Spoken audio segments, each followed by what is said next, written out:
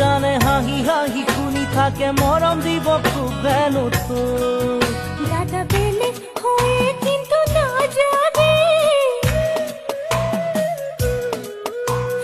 সদায় একেলগে থাকিবি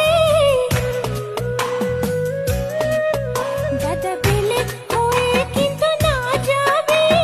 সদায় একেলগে থাকিবি ভণ্টিৰ লগত ডাঙৰ ডাঙৰ কথা ক'বলে শিকিছ তই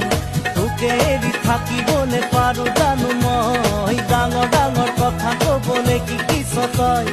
তোকে এৰি থাকিবলে পাৰো জানো মই সকলোৱে